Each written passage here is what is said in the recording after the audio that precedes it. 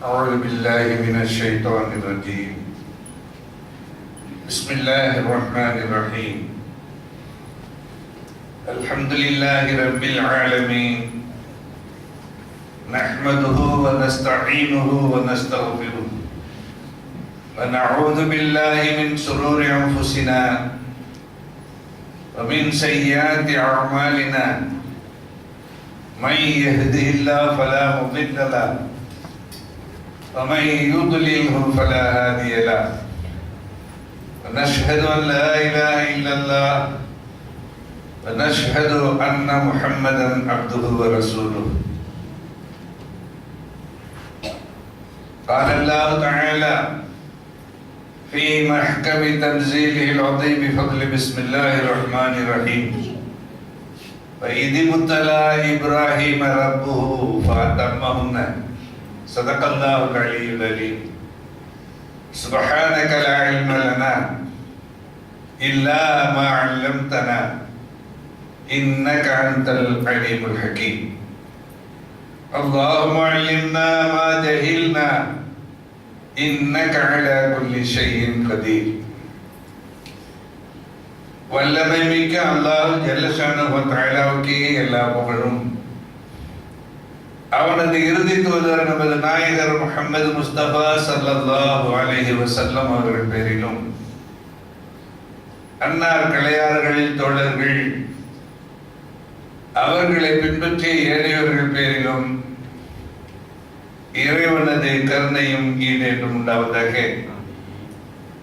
கண்ணியத்திற்குரிய உலமா பெருமக்களே, சங்கைக்கும் மரியாதைக்கும் உரிய சமுதாய அன்பர்களே, நண்பர்களே, சிந்தனையாளர்களே, சிறப்புக்குரியவர்களே, அன்பு தாய்மார்களே, இந்த நல்ல நேரத்திலே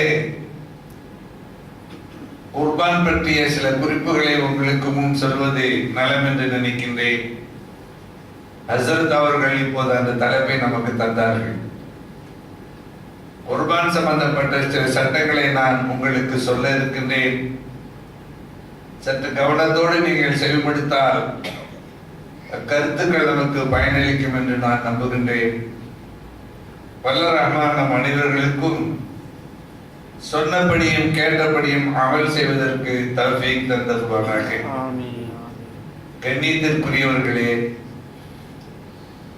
மனிதன் உடல், உயிர், பொருள், குடும்பம் இதை கொண்டு இணைக்கப்பட்டதுதான் மனிதனுடைய வாழ்க்கை. இந்த நான்கிலுமே இறைவனுடைய சோதனை வந்தது என்று சொன்னால் அதை எப்படி சமாளிக்கிறது, எப்படி முடியுமா? அல்லாஹ்வுக்காக வென்று அல்லாஹ் இப்ராஹிம் அலைஹிஸ்ஸலாத்து வஸ்ஸலாம் அவர்களை சோதனை செய்த பொழுது 4 வகையான சோதனைகளை செய்தான்.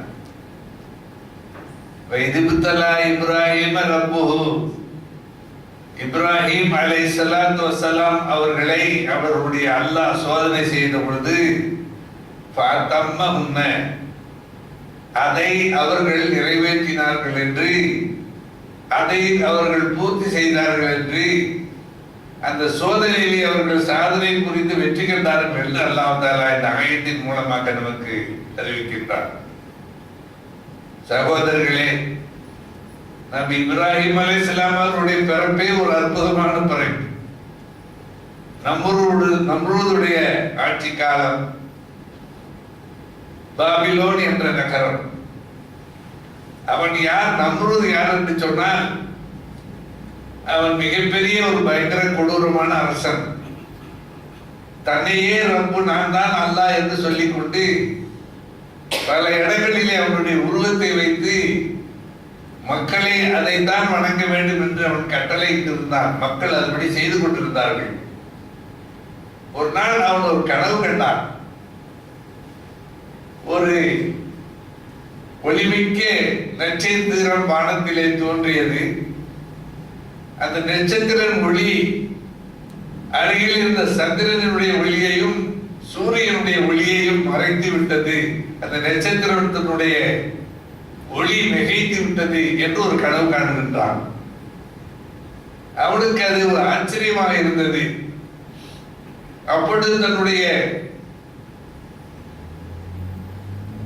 நாட்டில் உள்ள குறி சொல்கின்றவர்கள், கனவின் பலன் சொல்கின்றவர்களை எல்லாம் அழைத்து தன் கனவை சொல்லுகின்றான்.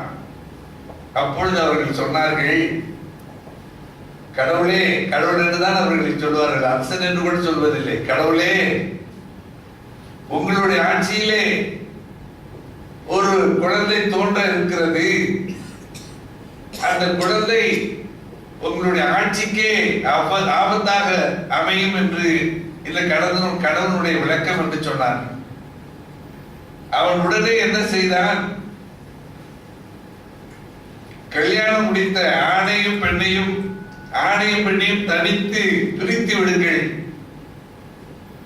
அதே போல் இதற்கிடையில் யாரும் குழந்தைகள் பெற்றெடுத்திருந்தால், ஆண் குழந்தையா இருந்தால் அந்த குழந்தையை கொலை செய்து விடுங்கள் என்று கட்டளைத்தார் தன்னுடைய வேலையாட்களுக்கு.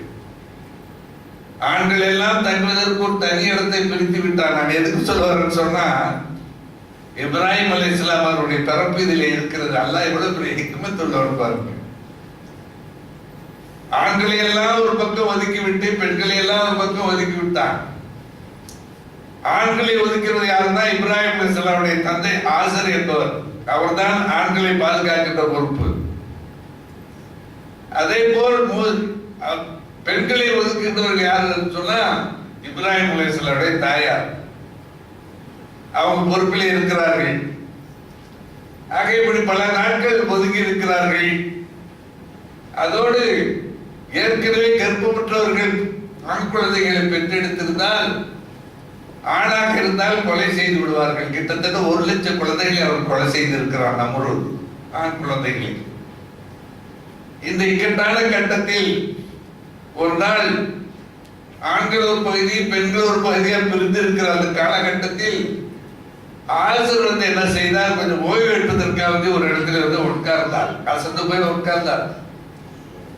அதே போல் ஆசருடைய மனைவி இப்ராஹிம் அலைஹிஸ்ஸலாமுடைய தாயார் அவர்களும் அங்கே அசந்து போய் உட்கார்கிறார்கள். வேலைக்கு வருவார்.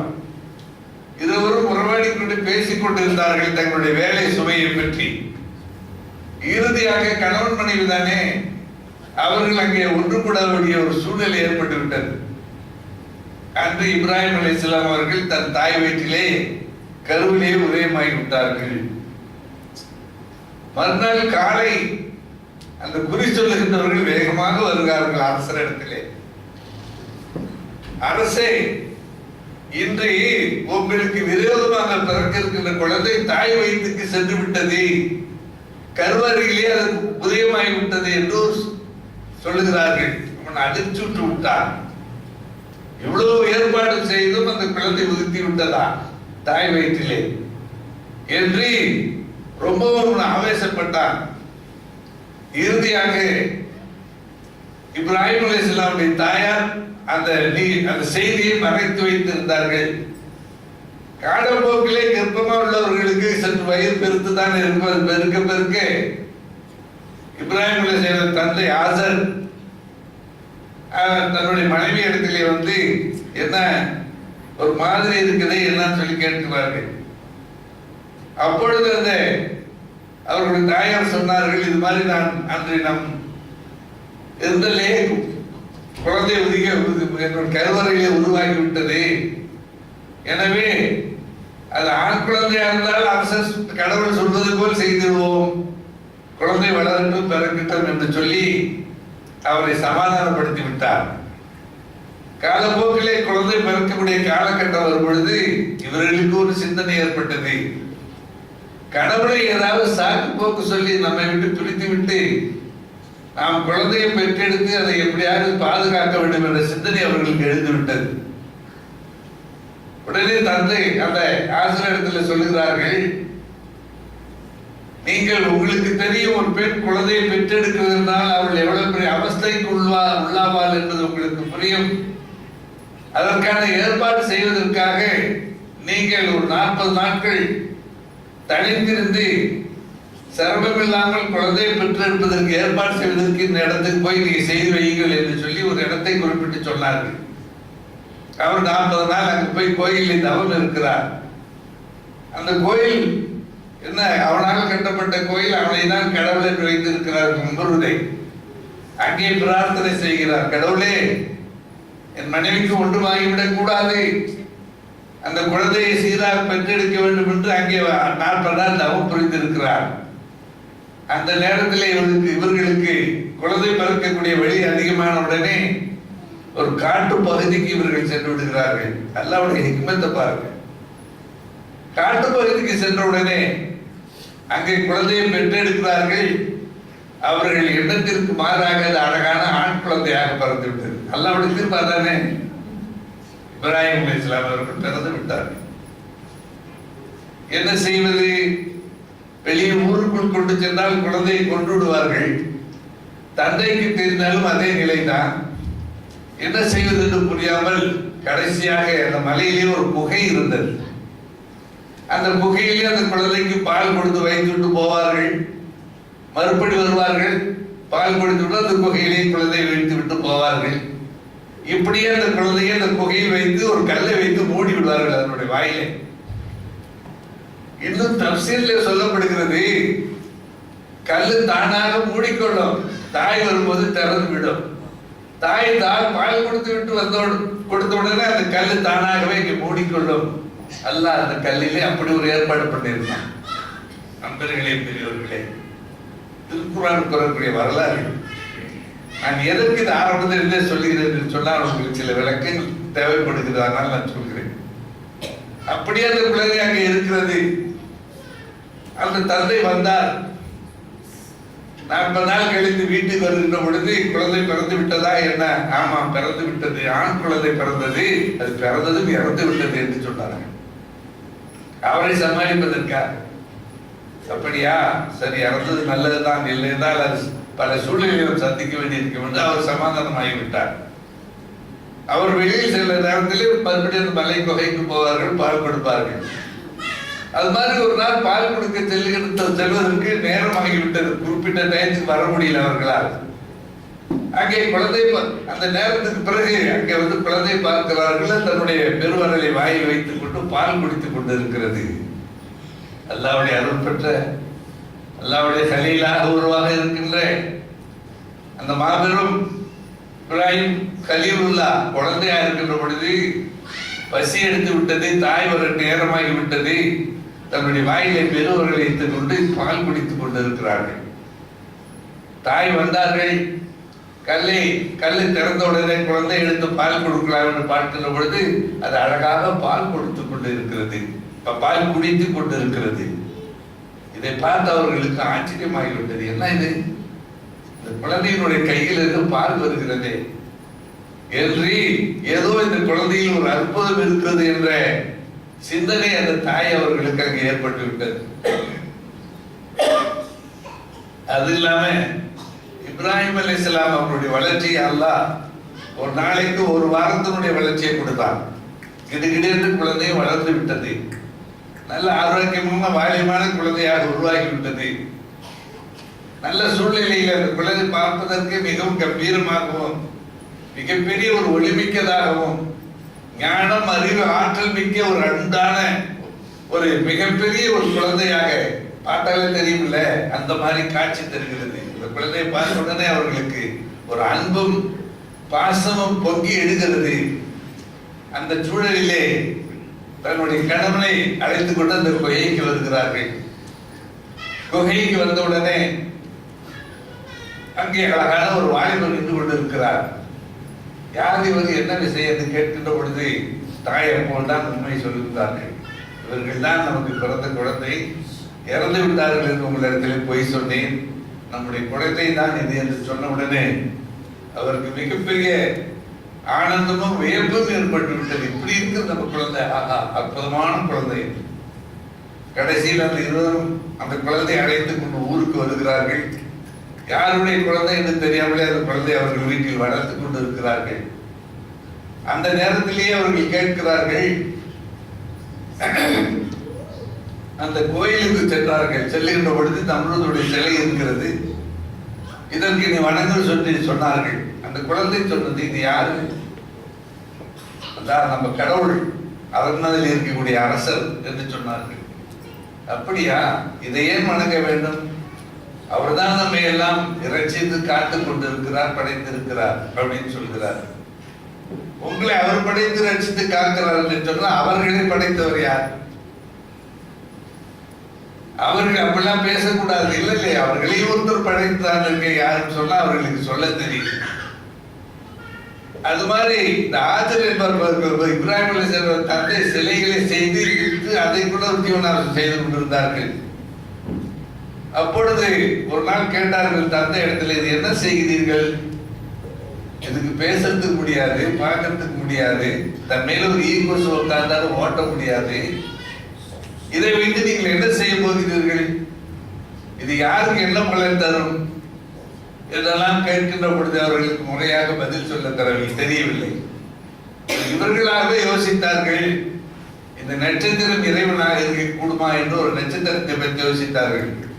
சிறிது நேரம் தோன்றி அது மறைந்து விட்டதா, இது கடவுளா இருக்க முடியாது என்று சொன்னார்கள். இப்படியே சூரியனையும் சந்திரனையும் பார்த்தார்கள், அதற்கும் அப்படியே சொல்லிவிட்டார்கள். ஆக ஏதோ கடவுள் ஒருவர், அல்லாஹ் ஒருவர் இருக்கிறார் என்ற நம்பிக்கை அவர்களுடைய உள்ளத்திலே அப்பொழுதிருந்தே ஊற ஆரம்பித்து விட்டது. ஆனால் இவர் அந்த சிலை வணக்கங்களை ரொம்ப எதிர்க்கக்கூடியவாகவும் சிலைகளை ரொம்ப தலைக்குறைவாக பேசி அதை சொல்லக்கூடியவராக இருந்தார்கள். அதனால் அவர் ஆத்திரம் கொண்டார் அந்த அமுத அரசர். இவன் இப்படி சொல்கிறான் என்ற செய்தியை கேட்டு மக்கள் அவனை கொண்டு போய் அரசருக்கு முன் நிறுத்தினார்கள். நம்ரூத் அரசருக்கு முன்னாடி கொண்டு வந்தான். நம்ரூத் அரசனுக்கு முன்னாடி கொண்டு வந்த உடனே அவன் கேட்கிறான், நான் தான் கடவுள், உங்களை எல்லாம் ரட்சிக்கின்றேன், என்னை நீங்கள் வணங்க வேண்டும், அதை விட்டுவிட்டு நீ மாறாக எதை சொல்லிக் கொண்டிருக்கிறதான் அறிகிறேன், அதையெல்லாம் நீ விட்டுவிட வேண்டும் என்று இப்ராஹிம் அலைஹிஸ்ஸலாம் அவர்களிடத்திலே நம்ரூத் சொல்கிறார். இப்ராஹிம் அலைஹிஸ்ஸலாம் அவர்கள் சொன்னார்கள், எங்களை நீங்கள் படைத்து ரட்சிக்கிற கடவுளாக இருந்தால் உங்களை யார் படைத்து ரட்சிக்கிறார் என்று கேட்கின்ற பொழுது அவரால் ஒன்றும் பதில் சொல்ல முடியவில்லை. அடுத்து சொன்னார்கள் இப்ராஹிம் அலைஹிஸ்ஸலாம், அப்படியானால் ஒன்று செய், என்னுடைய இறைவன் உயிர் கொடுக்கவும் செய்கிறான், உயிர் எடுக்கவும் செய்கிறான் என்று சொன்னார்கள். குர்ஆனுடைய வரலாறு. அப்போ அவன் என்ன சொன்னான், நானும் அதை செய்வேன்னு சொன்னான். சிறையில் இருந்த 2 கைதிகளை கொண்டு வந்தான். ஒருத்தனை வெட்டி கொலை பண்ணிட்டான், பாத்தியா உயிரை எடுத்துட்டேன். கொண்டு வந்த செய்தியில கைதியில ஒருத்தனை கொலை செய்யல நிறுத்தின, பார்த்தா இவனுக்கு உயிர் கொடுத்துட்டேன், ஆக நானும் உயிர் கொடுப்பேன் எடுப்பேன்னு சொன்னான். அப்போ இப்ராஹிம் அலைஹிஸ்ஸலாம் சொன்னார்கள், பரவாயில்லப்பா, என்னுடைய இறைவன் சூரியனை கிழக்கே உதய வைக்கிறான், மேற்கே மறைய செய்கிறான், நீ இறைவனா இருந்தால் மேற்கே ஒதுக்கி வைத்து கிழக்கே மறைய செய் என்று சொன்னார்கள். அவனால் ஒன்றும் சொல்ல முடியவில்லை, ஒன்றும் செய்ய முடியவில்லை, வகையடைத்து போனான்.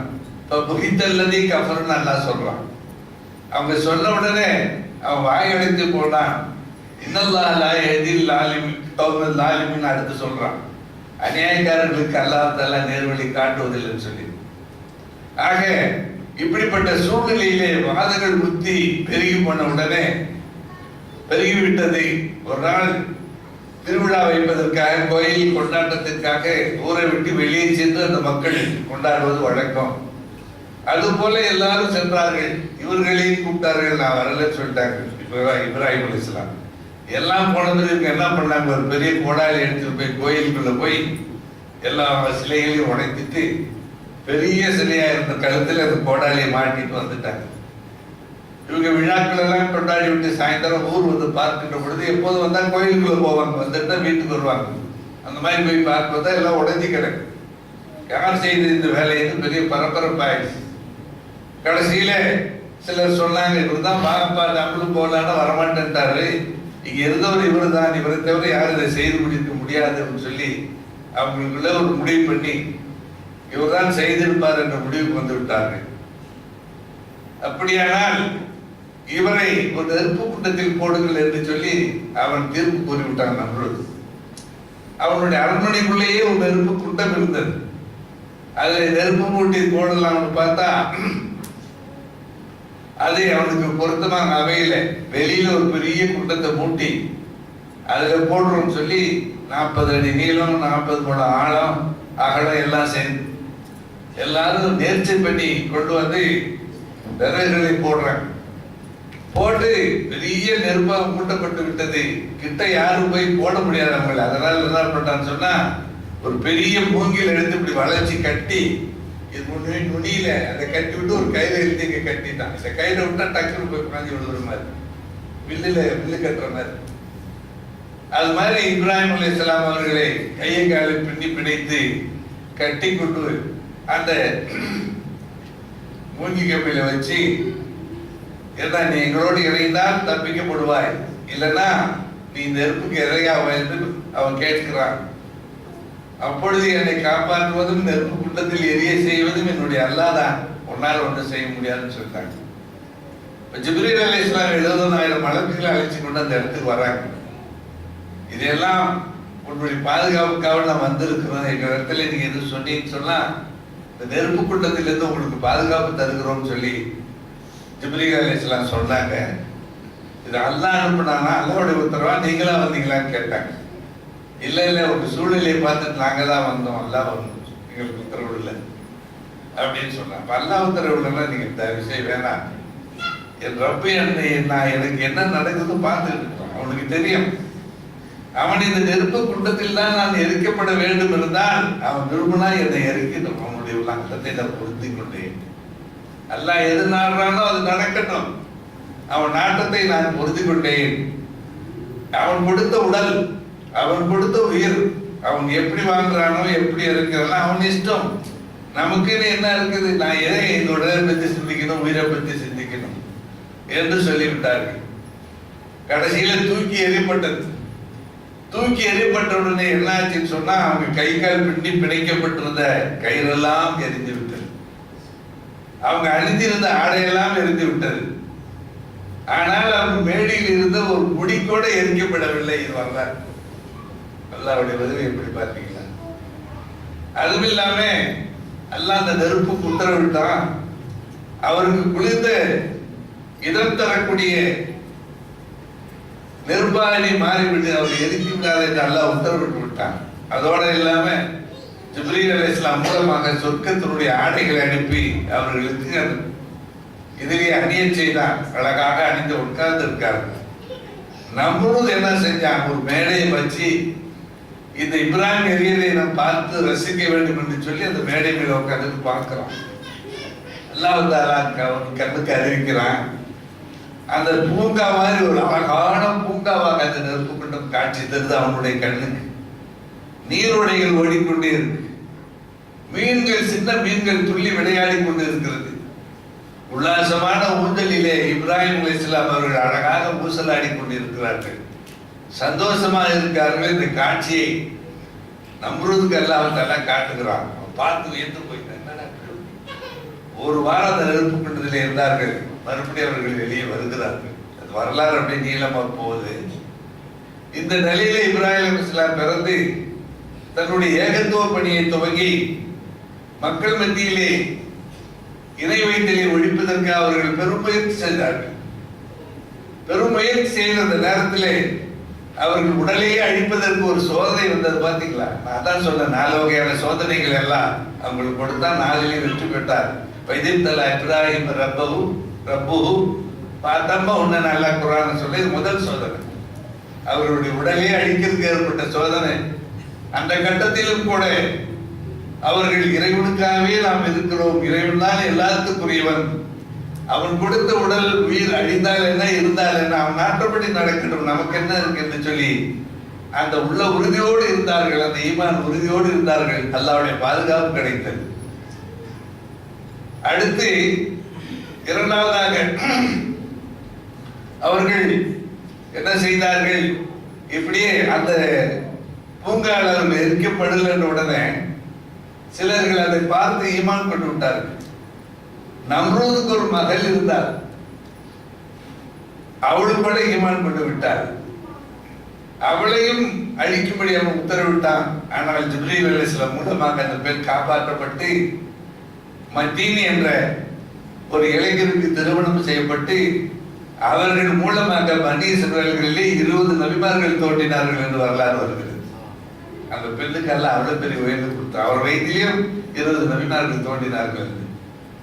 கடைசியாக இப்ராஹிம் அலைஹிஸ்ஸலாம் அவர்கள் ஆசர் சாராமா என்று சொல்லக்கூடிய ஒரு அழகிய மங்கை, அவர்கள் ஒரு அரச பாரம்பரியத்தை சார்ந்தவர்கள்.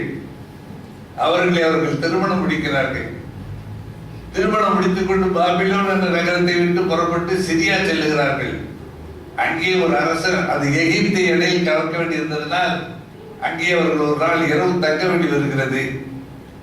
அப்பொழுது அந்த காவலர்கள், அங்கே அந்த அரண்மனை வேலைக்காரர்கள், மிஸ்ருடைய அரண்மனை வேலைக்காரர்கள் அன்னை சாராமா அவர்களை கைதியாக்கி அரசனிடத்திலே கொண்டு செல்கிறார்கள். அந்த அரசனுக்கு என்ன வேலைன்னு சொன்னா, அந்த ஊர்ல முதல் கல்யாணம் பண்ணிச்சா முதல் இரவுக்காக அந்த பெண்ணை கொண்டு வந்து அவன் இடத்துல விடும், அந்த அரசன் இடத்துல விடும். இல்லைன்னு சொன்னா மறுநாள் யார் விடலையோ அவங்களை சிறைச்சேதம் செய்திடும். இவர்கள் ரொம்ப மிகவும் அழகான பெண் சாராமா அவர்கள். இதை கண்டவுடனே இவர்கள் கொண்டு போய் அங்கே விட்டு விட்டார்கள். அப்பொழுது இது என்ன சோதனை? இப்ராஹிம் அலைஹிஸ்ஸலாம் அவர்கள் மோனம் மிகவும் மன கலக்கமுற்று புழுக்கமுற்று, இறைவா இந்த சோதனையிலிருந்து என் மனைவி நீ காப்பாற்றுவாய் என்று துவா செய்கிறார்கள். கொண்டு போய் அறையை விட்டுவிட்டு எல்லாரும் வந்து விட்டார்கள். அவர்களை நல்ல முறையிலே சீவி சிங்காரிச்சு அழகுபடுத்தி பணிப்பெண்கள் கொண்டு வந்து அரசுடைய ரூமிலே விட்டு விட்டார்கள்.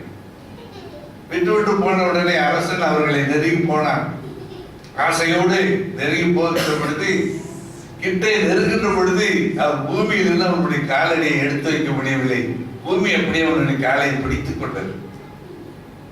அவன் கையை நீட்ட முடியவில்லை. அப்படியே வாதம் அடித்தது போல அவர்கள் கைகள் செயலிழந்து விட்டது. அல்லாஹ் நபிமார்களுக்கு கொடுக்கிற ஒரு பாதுகாப்பு. அவங்களுடைய இறை நம்பிக்கை, இறைவன் மீது கொண்ட உறுதி, அவர்களுடைய மனைவிக்கு அங்க எல்லாம் பாதுகாப்பு கொடுக்கிறான். அவன் மனைவி என்ன செய்யறாங்க? துவா செய்யறாங்க, இறைவா என்னுடைய கருப்பை இவனிலிருந்து காப்பாற்றுவாயாக. நீ எல்லா சக்தியும் மிக்கவன். என்னை எதுக்காக கொண்டு வந்து சேர்த்திருக்கிறது எனக்கு தெரியாது. எதுக்காக இருந்தாலும் கூட என்னுடைய கற்பை காப்பாற்ற வேண்டும் என்று அவர்களும் துவா செய்தார்கள். அப்ப அல்லாஹ் என்ன செஞ்சிட்டான்? தப்சீர்ல வருகிறது, இப்ராஹிம் அலைஹிஸ்ஸலாம் அவர்கள் தங்கியிருந்த இடத்துல ஒரு டிவி மாதிரி ஒரு நிழலை எல்லாம் ஏற்படுத்தி கொடுத்தான்.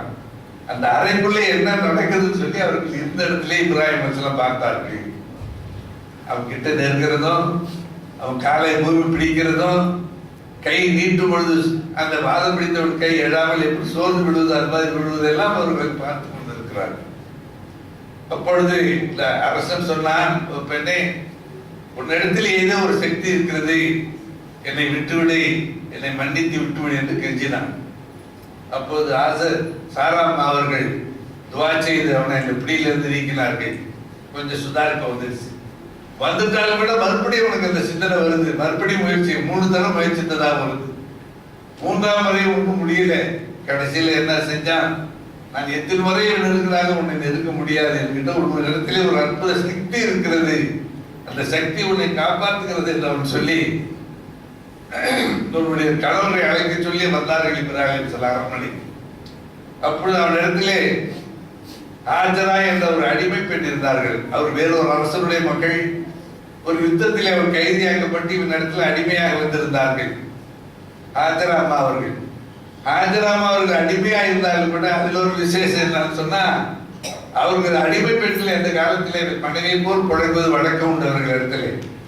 அவர்களையும் அவனால் ஒன்றும் செய்ய முடியவில்லை. அடிமை பெண்ணாக கொண்டு வந்தானே தவிர அவர்களையும் அவன் எதுவும் செய்துவிட முடியவில்லை. மனைவியை போல புழங்கிக் கொள்ள முடியல. அவர்கள் அரண்மனையில் இருக்கிறார்கள். அப்பொழுது இப்ராஹிம் அலைஹிஸ்ஸலாம் அவர்கள் வருகிறார்கள் அரசனிடத்திலே. அவன் சொன்னான், அரசன், அப்பா நீங்க ஏதோ ஒரு அருள் பெற்ற ஒரு பெரிய சக்தி பெற்றவர்களாக இருக்கிறீர்கள். இந்த அவனுடைய மனைவியை நான் உன்னிடத்தில் ஒப்படைக்கிறேன். அதுவும் இல்லாமல் என் இடத்துல இந்த பணி ஆஜராம இடத்துல ஒப்படைக்கிறேன்னு சொல்லி அப்பதான் ஆஜராமாவை அவங்களோட சேர்த்து விடுவாங்க. அவங்ககிட்ட இந்த அடிமை பெண்ண அவங்க அழைச்சிட்டு அவங்க சிரியாவுக்கு வந்தாங்க. அப்படியே அவங்களுடைய காலங்கள் தொடருது. இப்ப இங்க என்ன 2வது சோதனை, தன் மனைவிக்கு ஏற்பட்ட சோதனை. இந்த சோதனையிலும் அல்லாஹ் அவர்களை காப்பாற்றி விட்டான். அவர்களுடைய ஈமான், உறுதி, இறை நம்பிக்கை, இறை ஈடுபாடு.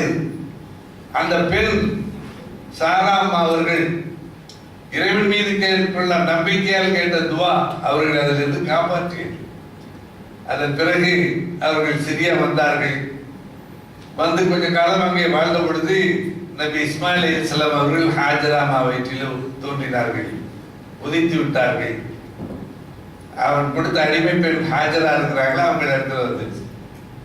கொஞ்ச நாளில் அழகான பெண் ஆண் குழந்தையை பெற்றெடுத்து விட்டார்கள் இஸ்மாயில் அலைஹிஸ்ஸலாம் அவர்களே. என்றாலும் கூட சக்கலாத்துக்கு குழந்தை பிறந்து விட்டது என்று சாராம் அவர்களுக்கு கொஞ்சம் மன சங்கடம். அவங்க இடத்துல பார்க்கவோ பேசவோ மன ஒற்று போகல. அப்ப இவளை இந்த சூழ்நிலை இருந்த பொழுது அல்லாஹ்வுடைய உத்தரவு வருகிறது. 99 வயது 99வது வயது அப்போ இஸ்மாயில் அலைஹிஸ்ஸலாம் அவர்கள் பிறந்திருந்த போது அப்பொழுது அல்லாஹ்வுடைய உத்தரவு வருகிறது, உன்னுடைய மனைவியையும் மகனையும் கொண்டு போய் பாலைவனத்தில் விட்டு வந்துவிடு என்று சொல்லி அல்லாஹ்வுடைய உத்தரவு வருகிறது. நண்பர்களே, பெரியவர்களே, 99 வயது வரையில் குழந்தை இல்லாமல் இருந்து அன்பாக அழகுமிக்க ஒரு குழந்தையை பெற்றெடுத்து சிறுநெஞ்சொரு குழந்தை இருக்கின்ற பொழுதே ஒரு பாலைவனத்தில் கொண்டு விட்டுவிட்டு பொழுது அல்லாஹ்வுடைய உத்தரவு வருகிறது என்று அவர்கள் சிறிது யோசித்தாலும் கூட அல்லாஹ் கட்டளையிட்டு விட்டான் என்று தன்னுடைய மனைவியையும் குழந்தை தூக்கி கொண்டு வருகிறார்கள்.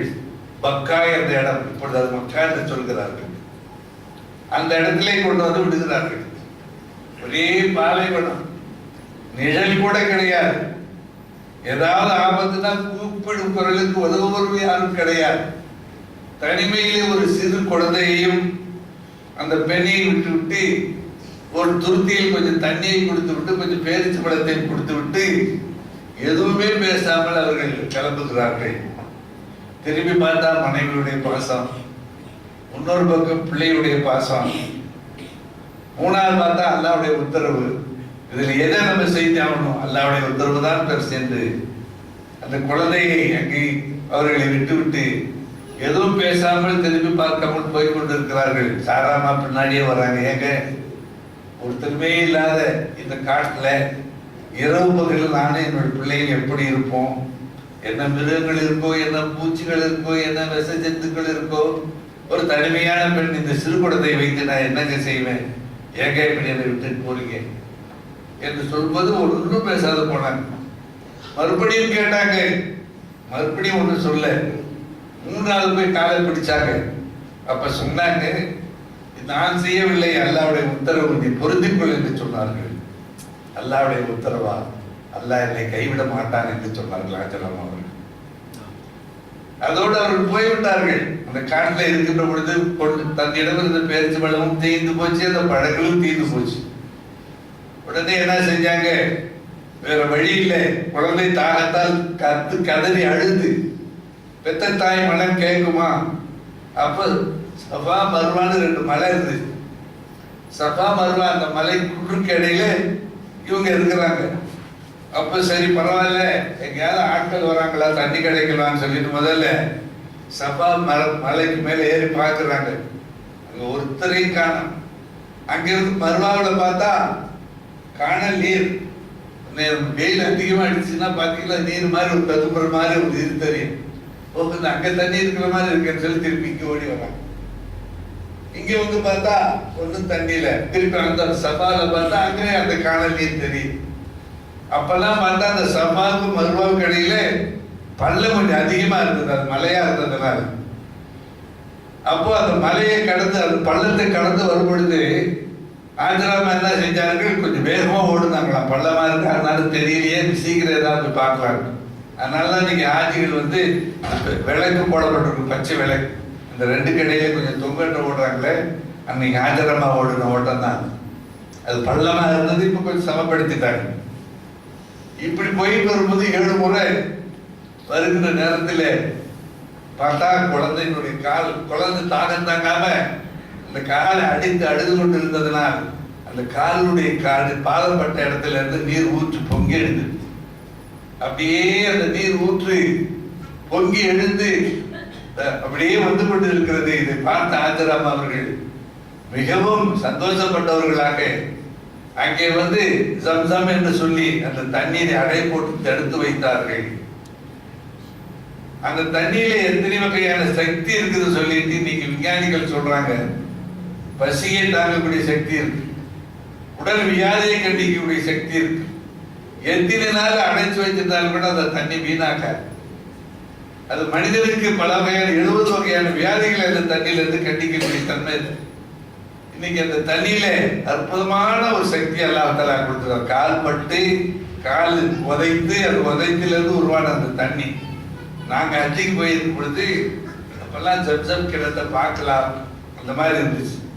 அது கிணறு வந்து நம்ம வீட்டுக்குள்ள இருக்கிற ரவுண்டு கிணறு, இங்கே ஊர்ல எல்லாம் இருக்கும் அந்த அளவு தான் அந்த ரவுண்டு கிணறு தான்.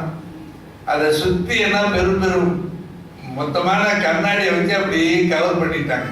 வெளியில இருந்து பார்த்தா உள்ள எல்லாம் தெரியும். இன்னும் நாங்க போகும்போது அதெல்லாம் பார்த்தோம். உள்ள பார்த்தா தண்ணி தெரியுது, எல்லாம் தெரியுது. தண்ணி எவ்வளவு இருக்குது? ஒரு 3 முழம் 4 முழம் தான் இருக்கும் அந்த தண்ணி. அந்த தண்ணி கண்ணாடி மாதிரி இருக்கு. மேல இருந்து பாக்குறோம், நாங்க இருக்கிறது மேல மாடியில இருந்து பாக்குறோம். இந்த பார்க்கும்போது அந்த கண்ணாடி மாதிரி தண்ணி இருக்கு. அதுக்கு கீழே என்ன தெரியுதுன்னு எனக்கு சும்மா மண்ணுதான் மணல் தான் தெரியும், வேற ஒண்ணும் இல்லை. அவ்வளவு தெளிவா இருக்கு அந்த தண்ணி.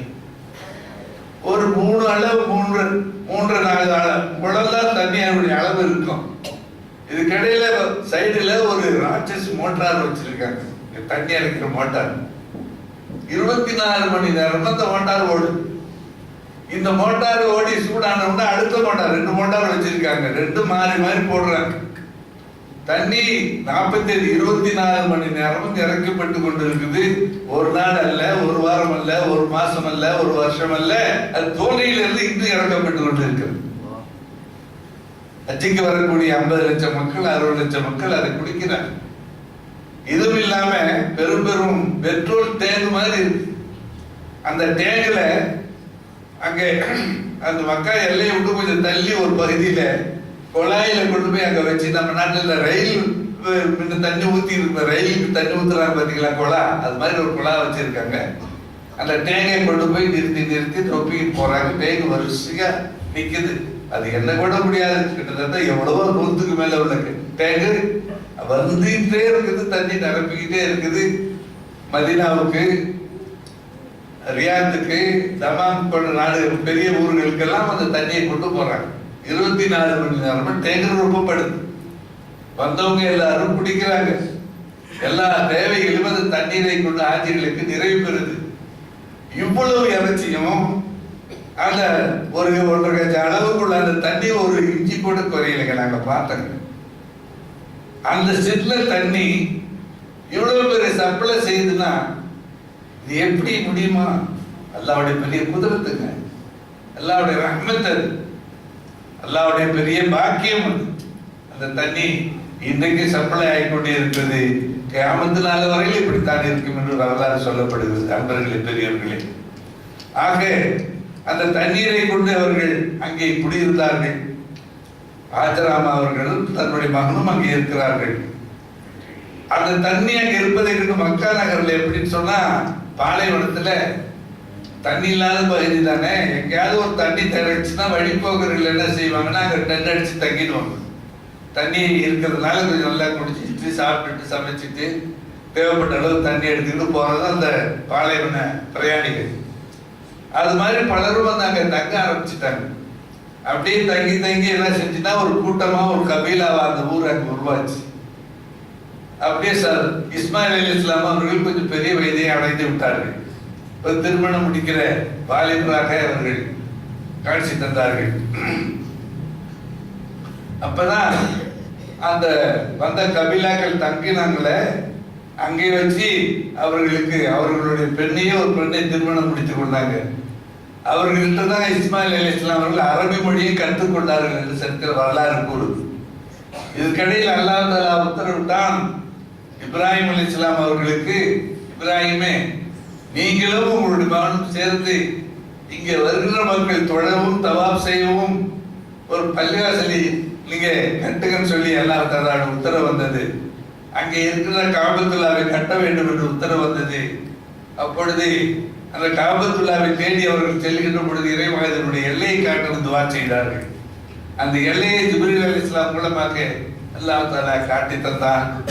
அவர்கள் இருவரும் சேர்ந்து அந்த கஅபத்துல்லா கட்டினார்கள். கொஞ்சம் உயரத்துக்கு வந்த உடனே அப்புறம் எட்டாம இருந்தது. அருகில் இருந்த கல்லை தூக்கி போட்டு கட்ட சொன்னார்கள். அந்த கல்லை எடுத்து வைத்து அது மேலே நின்றுக்குவாங்க. இஸ்மாயில் அலைஹிஸ்ஸலாம் கல்லு மண்ணு கொண்டு வந்து கொடுப்பாங்க, கட்டுவாங்க. அந்த கல்லை எல்லாம் எப்படி ஆக்கி கொடுத்தாரு சொன்னா ஒரு ஸ்பிரிங் போல ஆக்கி கொடுத்தாங்க. கீழே இறங்கினாங்கன்னா தாழ்த்து கொடுக்கும், மேலே ஏறினாங்கன்னா அது அப்படியே ஸ்பிரிங் மாதிரி உயரும். அந்த கல்லு தான் இப்போ அங்கே இஸ்மாயில் அலைஹிஸ்ஸலாமுடைய அந்த கல்லு தான் அங்கே பக்கத்துல போட்டு ஒரு கண்ணாடி கூண்டுல அடைக்கப்பட்டிருக்கு. மக்காம இப்ராஹிம்னு சொல்றது. நீங்க போனீங்கன்னா மக்கா போனோம் பார்த்துருப்பீங்க. இப்போ போனாலும் நீங்க பார்க்கலாம். அந்த கல்லு உள்ள வைக்கப்படும். அந்த கால் வச்சு மிதிச்சு அந்த கல்லு உள்ள இருக்கு. அந்த நிலையில அதை கட்டி முடித்தார்கள். அப்ப இது இப்ராஹிம் அலைஹிஸ்ஸலாம் அவர்களுக்கு கிடைத்த மூன்றாவது சோதனை.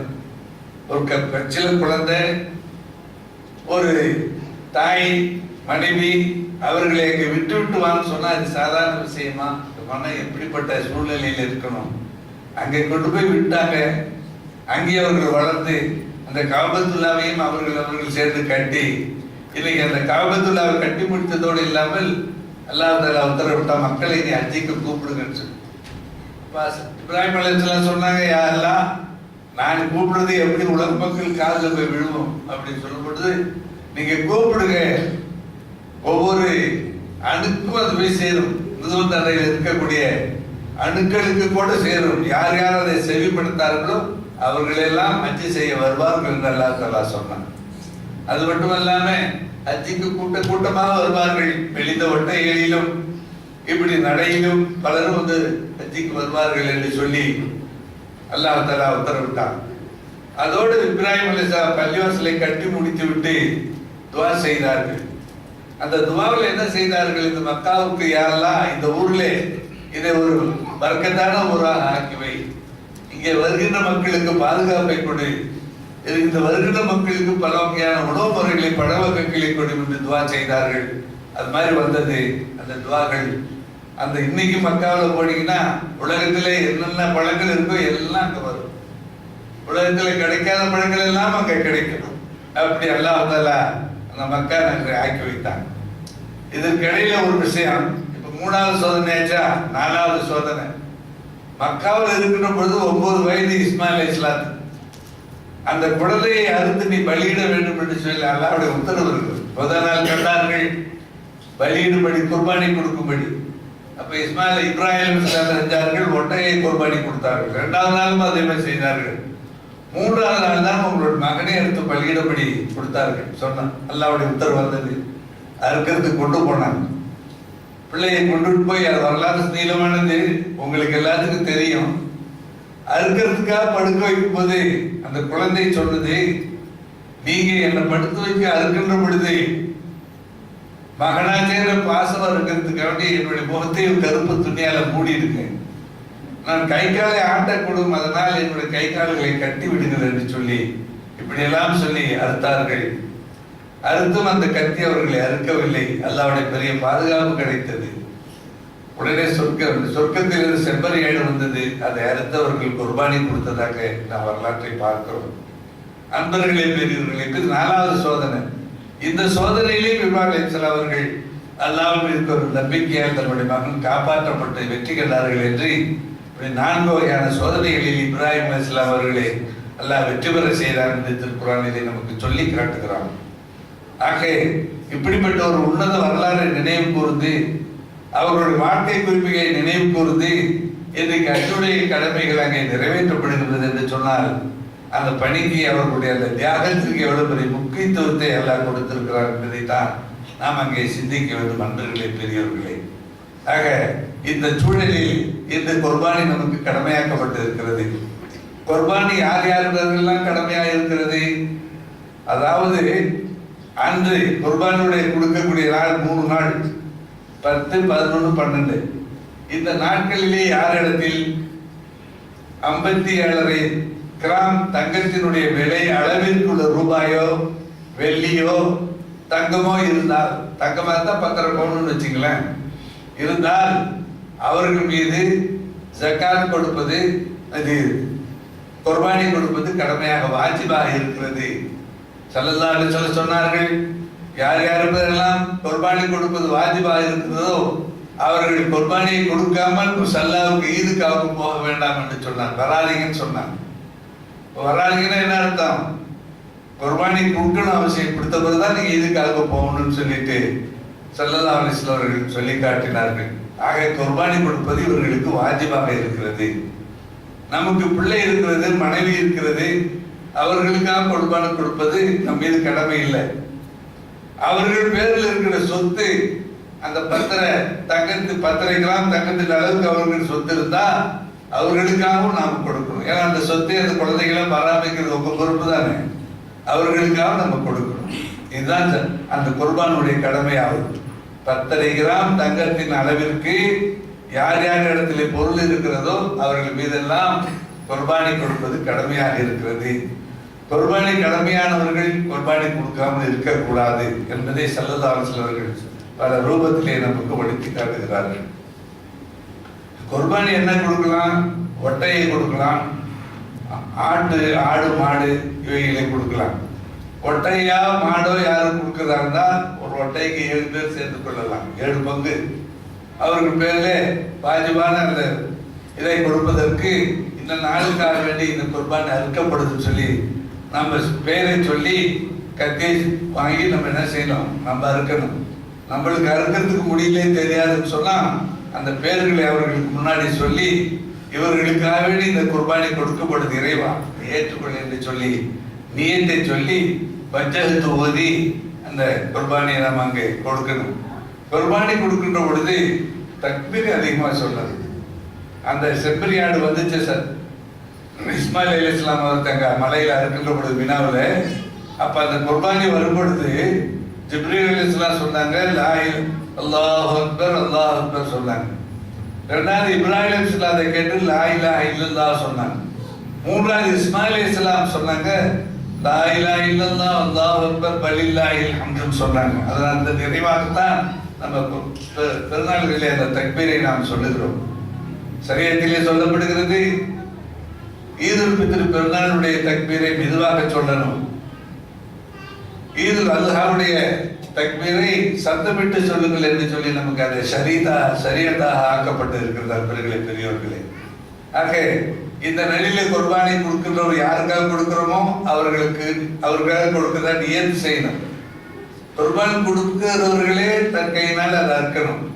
அப்படி அறுக்கிறதுக்கு முடியலன்னு சொன்னா அறுக்கிறவர் கையில கொடுத்து நம்ம யாருக்கு கொடுக்கிறோமோ நாமளே அதை சொல்லி யாரெல்லாம் இந்த நார்களுக்காக வேண்டி 7 பேருக்கு இந்த மாட்டை நாங்கள் கொடுக்கிறோம், நீ ஏற்றுக்கொள்ளுன்னு சொல்லி நீயத்தை நாம செஞ்சு கொள்ளணும். அவர்கிட்ட தான் அறுக்க கொடுத்துட்டோமே சத்தியம் விட்டுறக்கூடாது. ஏன்னா லெட்டர் எழுப்பு அட்ரஸ் இல்லாமல் லெட்டர் போட்டோம்னா எங்க போய் சேரும். அதனால் நீயத்து ரொம்ப முக்கியம் அன்பர்களே, பெரியவர்களே. நீயத்து செய்து அனுப்பணும். ஆடா இருந்தா ஒரு ஆளுக்கு ஒரு ஆடு. அந்த ஆட்டு கறியெல்லாம் எப்படி பங்கிடணும் அது சில பேர்களுக்கு பிரச்சனையா இருக்கு. அதாவது நமக்கு ஒரு பங்கு குடும்பத்துக்கு வச்சு கொள்ளலாம், உறவினர்களுக்காக ஒரு பங்கு, மற்ற ஏழை எளிய மக்களுக்கு பகிர்வதற்காக ஒரு பங்கு. அதை 3 பங்கா பிரித்து 3 கோணங்களில் கொடுக்கலாம். 3 பங்கா தான் பிரிக்கணுங்கிறது கடமை இல்லை. நமக்கு தேவை இருந்தால் அந்த மாதிரி எடுத்துக்கொள்ளலாம், அது தப்பு இல்லை. சதக்கா கொடுக்கறதுக்கு ஒரு பங்கு, உறவினர்களுக்காக கொடுப்பதற்கு ஒரு பங்கு, நம் வீட்டுக்கு ஒரு பங்கு, இப்படி 3 பங்காக போட்டு பிரித்து அந்த சக்காத்தை அந்த பித்ர குர்பானியை நாம் கொடுக்கணும். அதே நேரத்தில் அந்த குர்பானியுடைய தோல், அதில் கட்டியிருந்த கயிறு, இதுகளெல்லாம் நாம் சதக்கா செய்து கொள்ள வேண்டும். வாங்கி போறவங்க அதை விற்று அவங்களுடைய தேவைகளை நிறைவேற்றிக் கொள்ள வேண்டும். சிலர்கள் என்ன செய்யறாங்கன்னா அந்த இதை பள்ளி வாசல்ல மதரசாக்களில் இந்த தோழி அதை வாங்கி விற்று பணத்தை சேர்த்து உஸ்தாத்மார்கள் சம்பளம் கொடுக்கறது, கட்டிடங்கள் கட்டுறது, இதுகளுக்கெல்லாம் பயன்படுத்துறாங்க. அது மாதிரி பள்ளிவாசல் கொடுத்தா சம்பளம் கொடுக்க வேண்டியிருக்கு, பள்ளிவாசல் மராமத்து பார்க்க வேண்டியிருக்கலாம். சில பேர் இப்படி செய்யறாங்க, ஹராம் செய்யக்கூடாது. குர்பானுடைய தோலையோ குர்பானுடைய மற்ற எந்த பொருட்களையுமோ என்ன செய்யக்கூடாது, வாங்குறவங்க அவங்க ஏழை எளிய மக்கள் தங்களுடைய தேவைக்கு குடும்பத்திற்கு உணவுக்கு பயன்படுத்திக் கொள்ளணும். பள்ளிவாசல் கட்டுவதற்கும் பராமத்து பார்ப்பதற்கும் சம்பளம் கொடுப்பதற்கும் மதரசாக்களுக்கு அது மாதிரி செய்வதற்கு அது கொடுப்பது கூடாது. யாரும் வந்து கேட்டாலும் கூட அது மாதிரி நீங்க கொடுக்க கூடாதுன்னு சொல்லி அது வரும். சில பேர் என்ன செய்யறாங்கன்னு சொன்னா குர்பானி தோல் வசூல் பண்றேன்னு சொல்லி சில ஊர்களில் வசூல் பண்ணி அது மாதிரி செய்யறாங்க. அது இல்லாம ஊர்ல இருந்து சில பேர் இங்க வர்றாங்க, நாங்க மதரசா வச்சிருக்கிறோம், பள்ளிவாசல் கட்டோம் அப்படின்னு வர்றாங்க. மார்க்கத்துக்கு விரோதமான அந்த செயலை செய்யறது கூடாதுன்னு சொல்லி அவங்களுக்கு நீங்களே சொல்லுங்க. யாராவது ஏழை எளிய மக்கள், அனாதை இல்லங்கள், இவங்களுக்கு சாப்பிட்றதுக்கு உணவுக்கு கொடுக்கலாம். அனாதை இல்லை, அதான் அனாதை இல்லை இருக்குது, பிள்ளைகள் படிக்குது ஓதுதுன்னு சொன்னா அந்த பிள்ளைகளுக்கு அந்த சதக்காவை கொடுக்கலாம். ஆனா அந்த அனாதை இல்லங்களை கூட கட்டுவதற்கோ பராமரித்து பார்க்கறதுக்கோ அங்க வேலை செய்யற சம்பளம் கொடுக்கறதுக்கு அது கொடுக்க கூடாது. சரியத்து சட்டம். இதை நம்ம விளக்கிக் கொள்ளணும் நண்பர்களே, பெரியவர்களே. ஆக இதுவரையிலும் உங்களுக்கு குர்பானுடைய விஷயங்களை நாம ஓரளவு வரலாற்றோடு